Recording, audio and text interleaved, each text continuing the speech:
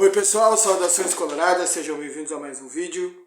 Preciso aqui tratar de um tema espinhoso, delicado, tá? Vocês já vão saber do que se trata e vão concordar comigo que ele é delicado, ele é espinhoso e podemos usar outros adjetivos para esse ponto, para esse assunto, tá? Tem a ver com o caso Cuca, tá?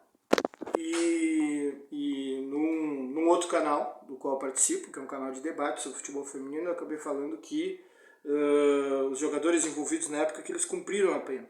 Tá? Eu tinha lido uma matéria sobre isso, na qual o Luiz Carlos Silveira Martins foi questionado, ele deu declarações sobre o caso, deu uma série de detalhes, tá? Ele estava envolvido diretamente, ele é advogado, e eu acabei entendendo que, pelo que ele falou, né, ele disse que olha, o lobby não adiantou, os jogadores foram detidos, ficaram lá, o processo aconteceu, a pena foi estabelecida e tal.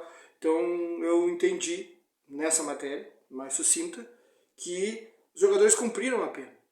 Mas eu tenho que colocar que na verdade não é exatamente assim que aconteceu. Eu tenho que esclarecer isso porque eu agora acabei vendo matérias UOL, GE, ESPN, entre outras, né?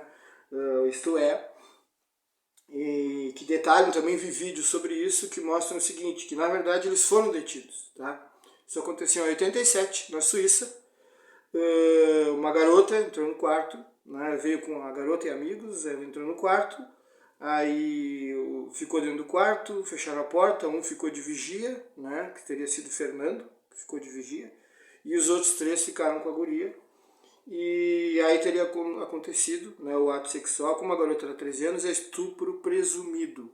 Então presume-se que é estupro por causa da idade. Ela não teria idade e maturidade suficiente para consentir com o ato, né? Não tem discernimento ainda suficiente, não está formada ainda o suficiente para tal. Então eles ficaram detidos, realmente, os quatro. Os quatro, na verdade, pagaram fiança e foram liberados. Tá? Então eles ficaram detidos por um tempo, 30 dias, um mês, e foram liberados. Só que aí eles voltaram para o Brasil. E o caso seguiu. O caso seguiu. O processo seguiu. Né? E aí, como o próprio Cacalo deu detalhes, e eu li isso nas matérias, ele disse existe a defesa, né? Existe a acusação, o juiz pergunta quantas vezes ele quiser para esmiuçar bem o caso, tem as provas que chegam, e depois que o caso é bem esmiuçado, depois que se chega num grau de maturação tal, ele é passado para um outro juiz decidir. Então um juiz participa, mas é um outro juiz que não teve essa participação aqui, é um outro juiz, um terceiro, que pega esse material todo pronto, tudo preparado, para decidir. Daí se dá a sentença e depois que se cumpra com a sentença. Tá? Essa sentença saiu 2 anos depois, o caso aconteceu em 87, 89 saiu a sentença. Tá? A sentença para o jogador Fernando foi menor e para os outros jogadores foi uma sentença maior, foi de 15 meses. Tá? 15 meses por causa disso, por causa desse ato. Tá? E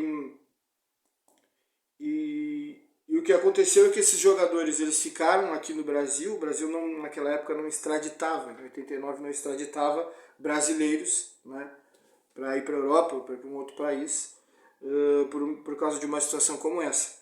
Então eles acabaram não cumprindo a pena. Eu achei que eles tinham cumprido, porque eu li uma matéria não tão completa e achei que deduzi que eles tinham cumprido com a pena. Mas não aconteceu isso, eles não cumpriram. Tá?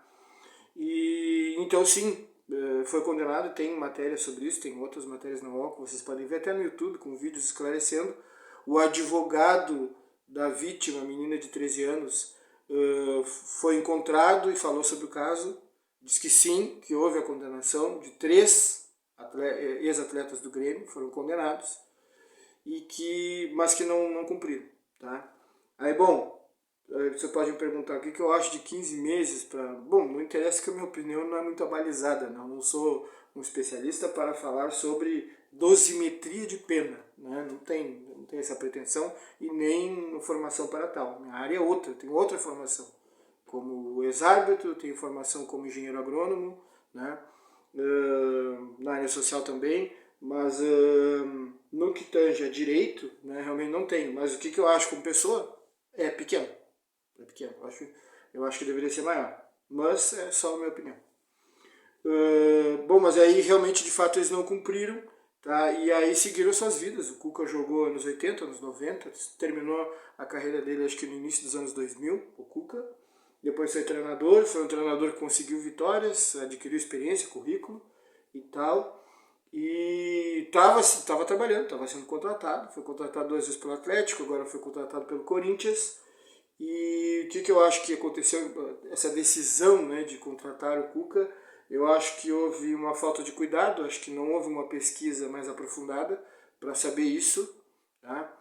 E para ter mais detalhes sobre esse caso, sobre esse histórico, né, o que aconteceu realmente, e inabilidade da diretoria do Corinthians em lidar com a situação, porque tem as brabas, que são as mulheres do Corinthians que jogam futebol profissional, né? Um monte de gente no Instagram segue elas, tem canais dedicados a elas, patrocínios exclusivos, quer dizer, então quando elas dizem ali respeita as meninas, não é só uma frase, é para fazer uma propaganda, para que as pessoas pensem sobre isso, mas que isso seja praticado também, inclusive dentro do clube.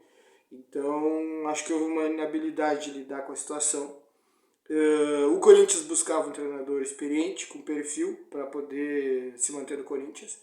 E sim, eu acho que tem que ser um treinador experiente, com currículo, com anos de experiência na profissão, com títulos, para poder aguentar o rojão, a pressão do Corinthians, senão a gente já viu que não dá.